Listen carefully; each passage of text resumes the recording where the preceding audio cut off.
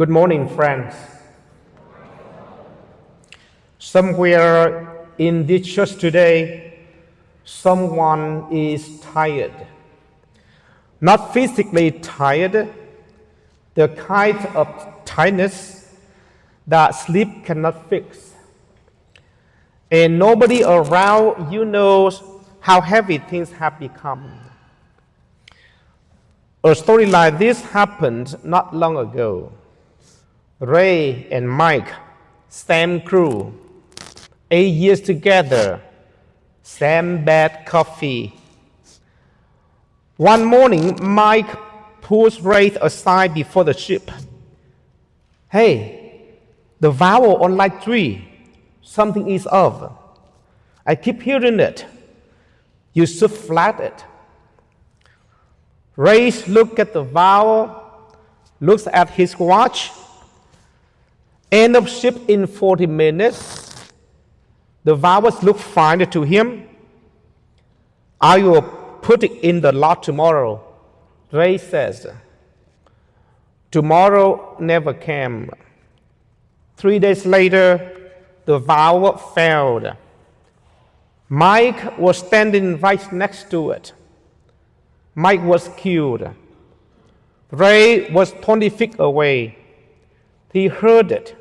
He turned around, but he was 20 feet too far. No report was filed against him, nothing on his record.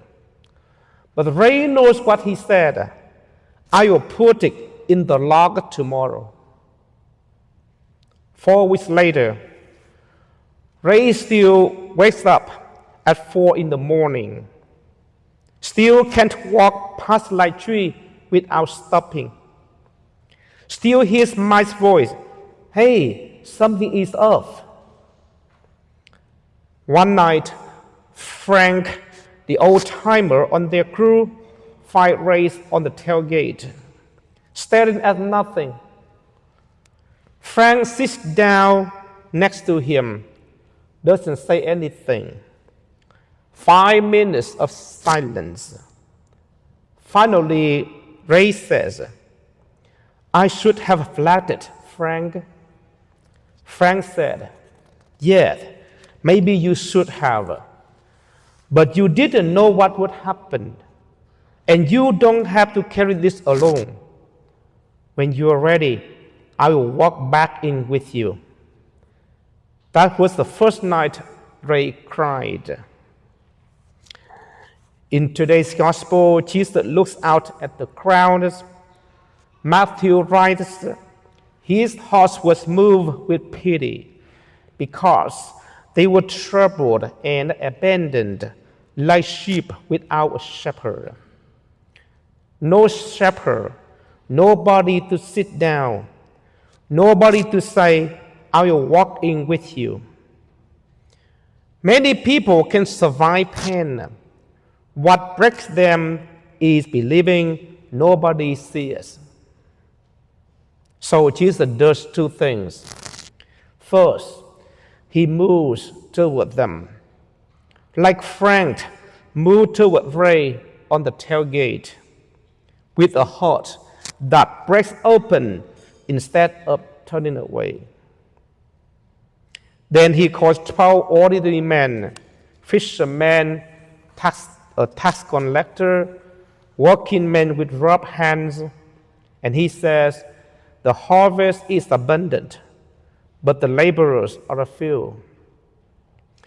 He doesn't just comfort the wounded, he commissions them. Healed people become shepherds. That is how Christ gathered his harvest.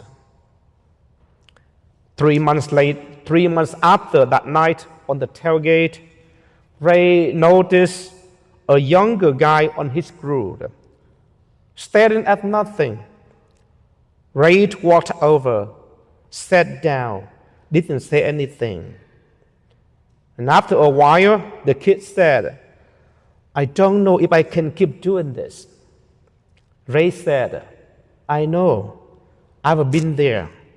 When you're ready, I will walk in with you. Frank had become Ray's shepherd.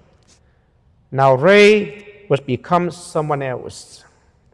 Sometimes compassion begins when advice ends.